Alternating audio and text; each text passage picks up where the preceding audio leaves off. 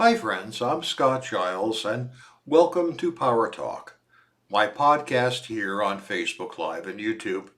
I cover topics related to spirituality, hypnotic coaching, and the hypnotic arts and sciences generally.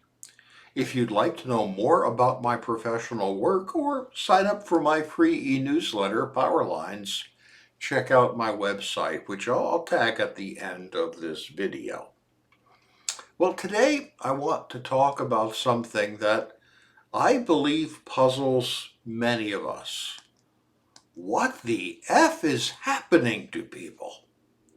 Every day we hear reports of people becoming violent on aircraft or in the checkout line at the supermarket, road rage deteriorating into encounters that send people to prison, people acting out in theaters in a way that just ruins the experience for the other people, talking loudly, letting screaming infants stay in the room, preventing anyone else who paid for a ticket from hearing the show. The number of people who just do not seem to care about anyone other than themselves these days is getting larger and larger. It's like we're entering into a barbarian period, except that, as any student of history knows, most pirates and barbarians actually did observe systems and codes of behavioral order that, quite frankly, were superior to a lot of what seems to be going down around us today. So, what's going on? Why have people started to behave so badly?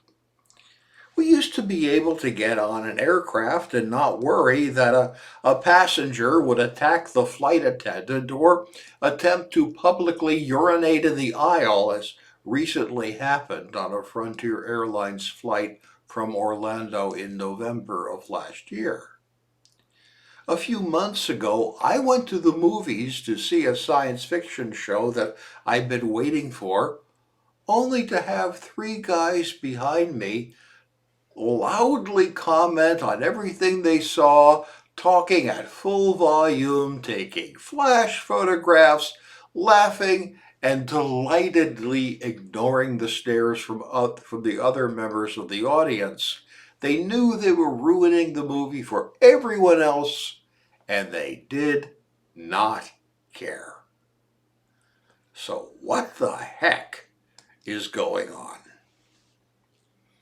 Well, according to a new book titled On Being Unreasonable, author Christy Segman says there's a lot going on.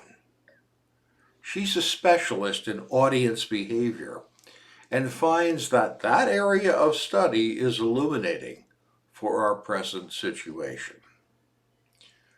First, she points out this is not new. 2,000 years ago, Plato commented that the audiences at Greek shows were becoming unruly. She traces a lot of our present situation to the COVID pandemic. Clearly, people acting out inappropriately is on the rise. And she thinks that during the pandemic, we all became isolated from each other. We lost the extroverted joy of being with people in happy places. So now that the pandemic is over, there is a release of social pressure that manifests in people being too exuberant in a lot of places. Also, a certain percentage of people have come to believe that the isolation of the pandemic was an unnecessary burden on their lives, and they're mad about that. Now that the pandemic is over, they're acting out that resentment on any target of opportunity. Flight attendants, movie ushers, and so on. Resentful at having been forcibly constrained for what they regard as no good reason, they now reject all constraints, even those that have good reason and are obviously fair. The problems erupt in public spaces, theaters, concerts, aircraft cabins, and so on, simply because those are the spaces these days where people collect together, and so the opportunity to act out manifests. She believes that this sort of acting out is actually an early warning system, that there are social tensions building that will emerge in broader contexts, and that is worrisome. Another big factor in all of this, Segment believes, is the rise of social media. People have practically become addicted to it, and many people kind of see their primary personality as sort of a social media content creator. In fact, some younger people actually see being a content creator as a profession. So this mindset encourages people to do things simply because they may attract attention from others, because that makes neat social media content. And that's the key, even though the behavior that you're doing to attract that attention is injurious to other people. A final factor is something the author calls parasocial relationships. These are relationships with other people that are not real, but people will do something to create kind of a pseudo connection between themselves and another person they perceive as more significant. This is why some concert goers will throw underwear on the stage when a favorite band is playing.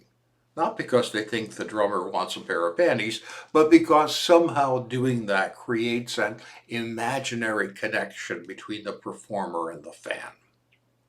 People will therefore do things to create these parasocial relationships because they're so starved for connection, they behave badly in order to create a counterfeit sense of connection. Well, I find all of this fascinating and helpful in the sense of it's helpful to know why something is happening. Because I think this analysis at least captures some of what is going on. And we can't ignore our current social, political situation either. When we see powerful people who obviously think they can break the rules without consequence and get away with it, well, it encourages others to try to do the same. So, how does a philosophical person respond to all of this? Well, there aren't many good ways. The only way I've found is to remember that while one cannot control what others do, one can control what one does oneself. Therefore, at least don't make the situation worse. Two wrongs don't make a right. Because we observe someone else acting out doesn't mean that we should. As always, the philosophical person tries to be the best version of themselves, and that will almost never mean gratuitously hassling other people or trying to show off. That's not a perfect answer, and I know it. Not making a bad situation worse is certainly wise. It doesn't control other people, and so we may have to deal with the kind of barbarian-like behavior that's going on around us today and take what practical steps we have to minimize its impact on us. But at least we can understand why it's happening. Social example from powerful people, the attempt to create parasocial relationships in our very detached and atomized society, and the feelings people have that come out of long time of confinement and isolation. Well, thank you for your time and attention today. I'll be back next week with another talk on a different subject. You're invited. It does help me if you let others know about my work and my videos, so please like, share, and subscribe. As always, if I can be of help to you, feel free to reach out and have a great week.